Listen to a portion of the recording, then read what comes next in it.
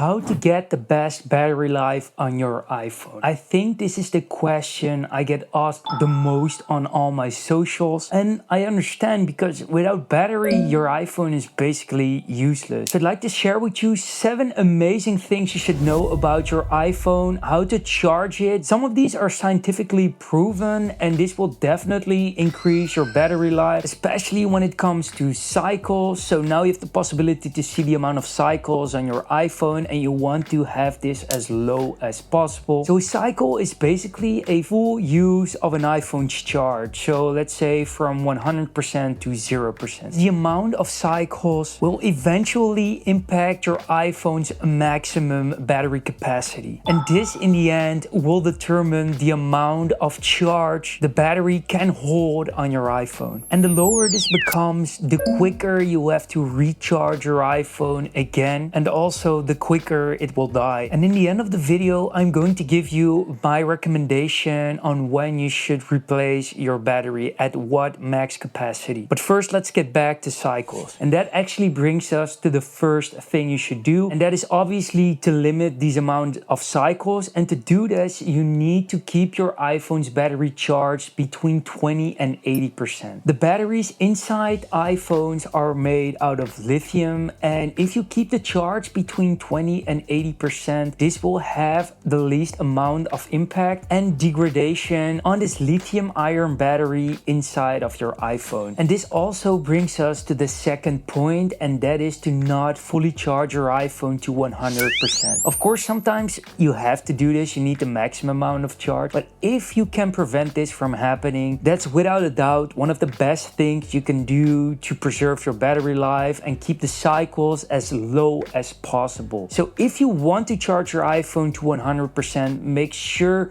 to quickly unplug it just as quickly as possible when it's charged at 100%. I know there are some shortcuts that can help you, like warn you or send you a message the moment your iPhone is fully charged. Let me know if you need a tutorial on that, but try to prevent this from happening. And to help you with that, if you really want to do that, brings us to the third point, and that is to use optimized battery charging. So this is a feature inside of your iPhone settings. So if you go to settings, then scroll down to battery and then go to charging, you here have the possibility to toggle on optimized battery charging. And basically what this feature does is that your iPhone is gonna recognize your pattern of charging, how you use your device during the day and how you charge it, and based on that make a charging schedule. And then if you want to charge your device to 100%, it will keep your iPhone when it's plugged into power to around 80 to 85% charge. And then when it knows you're gonna unplug your device, it tries to quickly charge it to 100% in that last and final time slot. And then with the goal of lowering the amount of full cycles that you will get on your iPhone. Okay, so number 4 has to do with low power mode. And I see so many people having low power mode on by default on their device. And that's not recommended at all. Low power mode is there to help you get an extra amount of juice when it's really necessary. It's limiting basically background tasks and limits your iPhone in its capabilities to provide you with longer battery during the day, but it's not ideal for your battery life overall. So when should you do this? You should do this when your iPhone drops below 30%, then you can toggle on a low power mode. That will definitely help you get more battery life out of that final 30%. Or during the day when you really know that you don't have access to a charge, you can toggle on low power mode as well. Again, this will stretch your battery life but limit your performance significantly of your iPhone. You can do this from time to time, but don't put this on by default. Okay, so number 5, and this is also a very big one, and that is to avoid extreme temperatures. Again, as I mentioned, iPhones contain lithium ion batteries and these don't really appreciate high temperatures. So for example, let's say you're gaming or you're in a hot country, in a warm country, and you just feel that your iPhone is heating up, then absolutely don't charge it. This will even put more pressure and heat on the battery, which will result in it degrading even quicker, increasing the cycles again, and just worsening your battery life overall. You sometimes can feel this on your back of your iPhone that it's heating up. If that's happening, make sure to not charge your device at all. And this also can happen more when you use MagSafe versus wire charging. And that brings us to the next point, and that is to use wire charging as much as possible compared to MagSafe charging. Like with MagSafe charging, obviously you know that the whole back of your iPhone is being used to charge your device, and often this results in your iPhone heating up compared to wire charging, where it's just being charged from the bottom, and in general this doesn't heat up your battery that much. So wire charging is a better way to charge your iPhone if you're looking to extend your battery life as much as possible. And then lastly, it's important what type of charger you're using. Obviously, first of all, it's highly recommended to use a certified Apple chargers and Apple cables. It's important to look for the MFI or made for iPhone certificate when you're using chargers. First of all, out of safety reasons. I mean, I've seen some videos where people were using like uncertified cables and just everything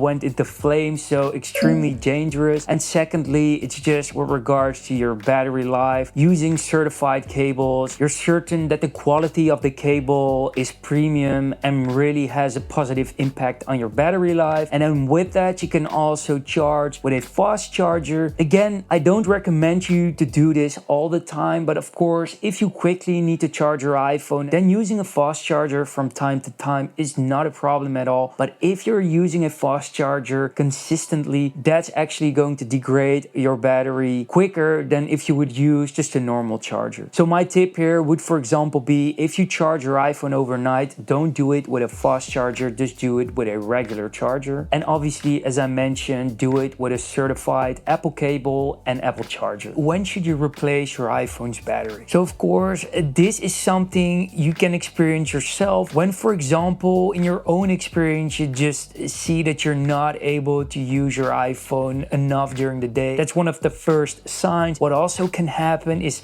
just sudden drops in battery, like really quickly during the day, from like 60% to 40%. Another thing you could experience is unexpected shutdowns, so your iPhone just turning off suddenly. And another thing you might see is that your iPhone just starts to become so slow with opening apps and just performance in general. So what's my recommendation? When should you replace your iPhone's battery? Well, it's actually recommended to replace your iPhone's battery when it gets around 80% of its max capacity. I think 80% is still relatively okay. When it drops to around 75% and you're experiencing some of the things I just mentioned, so diminished performance, sudden shutdowns, or just sudden drops in battery percentage, that's when I recommend you to replace the iPhone battery. And I highly recommend you to do this at a certified Apple repair shop or Apple themselves. I know this can be a bit more pricier compared to doing this at a non-certified party, but trust me, it's absolutely worth it, the extra money. I mean, you don't want to have the risk of your iPhone's battery just expanding and swelling and basically destroying your iPhone. It's just not worth it. I hope this was helpful and gives you a bit more insight and information with regards to getting the best battery life on your iPhone. Make sure to share this with your friends. If you have any questions, also drop them in the comments. Thanks for being here. Make sure to subscribe, hit the bell icon, like this video. See you in the next one. Peace.